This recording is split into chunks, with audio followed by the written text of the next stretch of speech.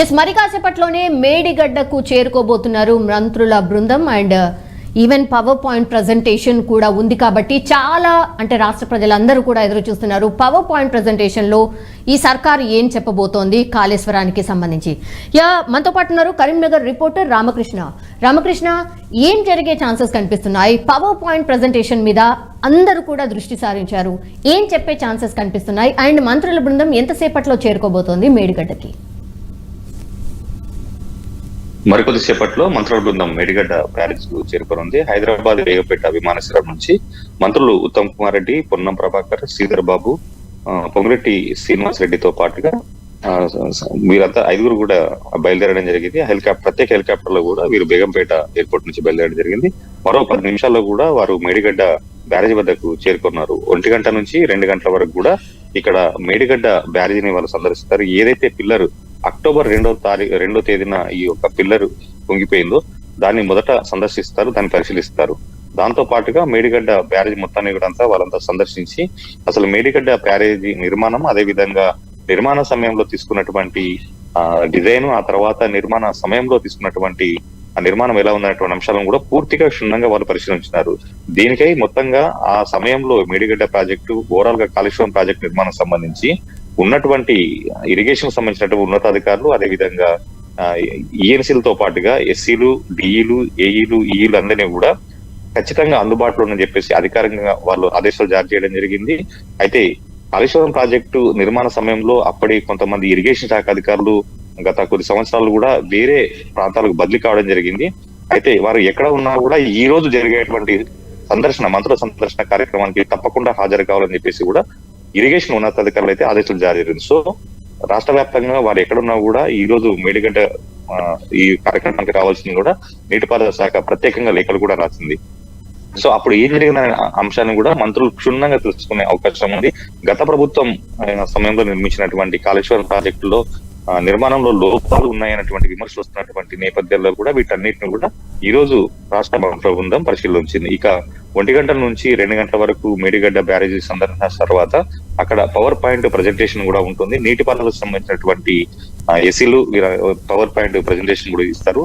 మొత్తంగా కాళేశ్వరం ప్రాజెక్ట్ సంబంధించినటువంటి డిజైన్ ఏంటి, ఆ తర్వాత సిడిసి ఇచ్చినటువంటి ప్రాజెక్టు సంబంధించినటువంటి డిజైన్ ఏంటి, ఎక్కడ లోపాలు జరిగినటువంటి అంశాన్ని కూడా ఇక్కడ సమీక్ష సమావేశంలో తెలుసుకునే అవకాశం ఉంది. సో అప్పటి ఉన్నతాధికారులు కొంత నిర్లక్ష్యం వహించారా, ఏదైతే కాళేశ్వరం ప్రాజెక్టు నిర్మాణ సమయంలో జరిగినటువంటి అంశాలకు సంబంధించి కూడా ఈ రోజు మంత్రుల బృందం కూడా క్షుణ్ణంగా తెలుసుకోనుంది. సో గత 2 రోజులు కూడా సిడిసి ఒక అంశాన్ని కొత్తగా తెరపైకి తీసుకువచ్చింది. ఏదైతే కాళేశ్వరం ప్రాజెక్టులో జరిగినటువంటి లోపాలు, డిజైన్ అంశంలో కూడా తాము ఏమి చేయలేము, ఏదైతే ఢిల్లీలో ఉన్నటువంటి ఐఐటి గాని లేదా కేంద్ర జల సంఘం సంబంధించినటువంటి నిపుణులైనటువంటి సంస్థల చేతనే మళ్ళీ దీనికి సంబంధించి పరిశీలించాలి తప్ప తాము ఏమి చేయాలని చెప్పేసి కూడా కాళేశ్వరం ప్రాజెక్ట్ కు డిజైన్ చేసినటువంటి సిడిసి కూడా చేతులెత్తినటువంటి పరిస్థితి ఉంది. సో కాళేశ్వరం ప్రాజెక్ట్ కి డిజైన్ చేసినటువంటి సిడిసి చేతులెత్తేయడంతో మొత్తంగా ఈ అంశం కూడా కొంత సందిగ్ధతలో పడినటువంటి అంశం. సో ఈ రోజు ఈ అంశాలను కూడా మంత్రుల బృందం కూడా పరిశీలిస్తుంది.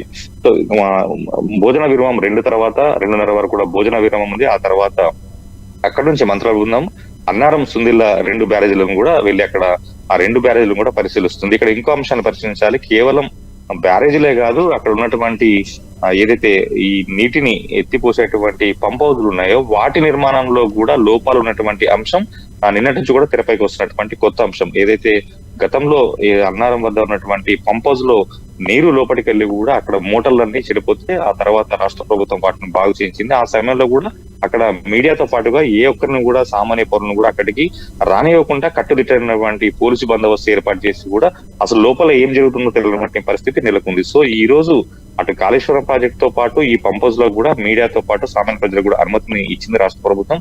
సో ఈ రోజు జరిగేటువంటి అన్ని కార్యక్రమాలను ఒకసారి పరిశీలిస్తే కనుక అసలు కాళేశ్వరంలో ప్రాజెక్టు జరిగినటువంటి అవినీతి అక్రమాలే కాకుండా అసలు నిర్మాణ లోపాలన్నింటినీ కూడా ప్రజల ముందు ఉంచేందుకు కూడా కాంగ్రెస్ ఏదైతే రాష్ట్ర ప్రభుత్వం ఒక ప్రయత్నం చేస్తుందని చెప్పొచ్చు.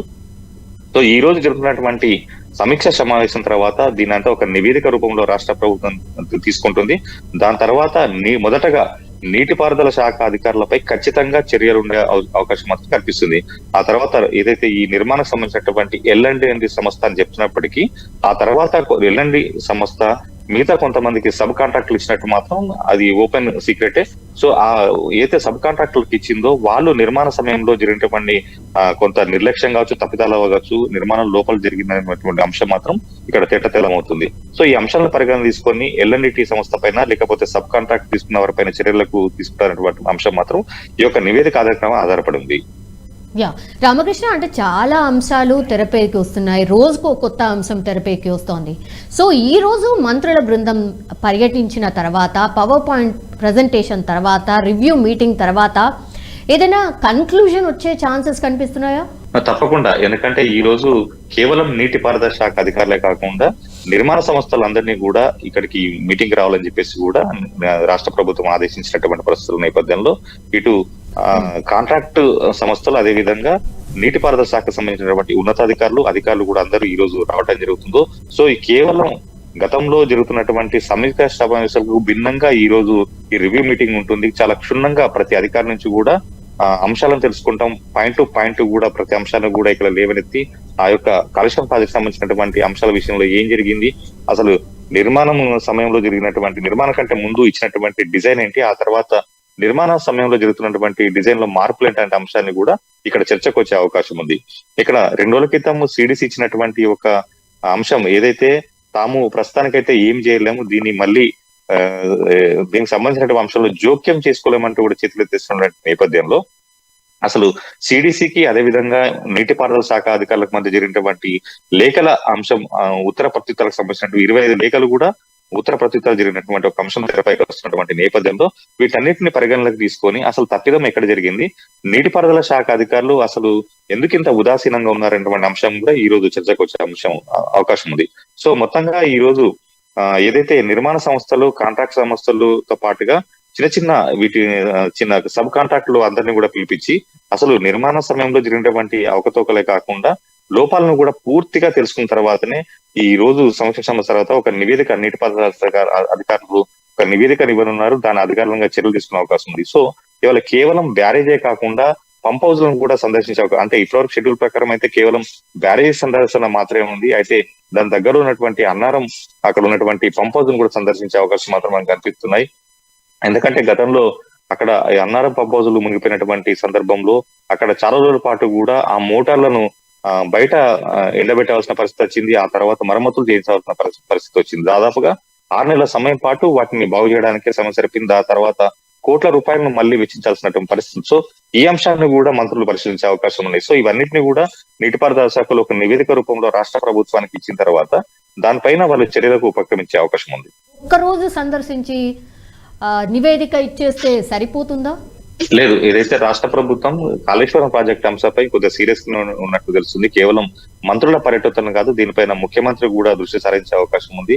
సో ఇది దశల వారీగా కూడా ఈ అంశం పైన దృష్టి సారించి దీనిపైన నివేదికలు తెప్పించుకుంటూ అవసరమైతే మళ్ళీ మంత్రులు కావచ్చు లేకపోతే ముఖ్యమంత్రి కావచ్చు ఇక్కడికి వచ్చే అవకాశం మాత్రం మాకు సమాచారం ఉంది. ఎందుకంటే ఇప్పటికే నీటిపారుదల శాఖ అధికారులు మాత్రం ఒక క్లియర్ విషయం వాళ్ళకు లేఖలో ఇవ్వడం జరిగింది, ఆర్డర్స్ ఇవ్వడం జరిగింది.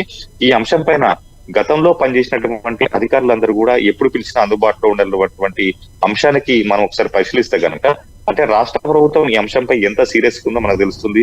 గతంలో కాళేశ్వరం ప్రాజెక్ట్ లో పనిచేసినటువంటి నీటిపారుదల శాఖ ఉన్నతాధికారులు కావచ్చు, అధికారులు కావచ్చు, కొంతమంది బదిలీలపై వేరే డివిజన్లు కావచ్చు, సర్కిల్ కావచ్చు వెళ్ళినటువంటి పరిస్థితి ప్రస్తుతం ఉంది. సో వారందరికీ కూడా ఒక ఆర్డర్స్ జారీ చేయడం జరిగింది.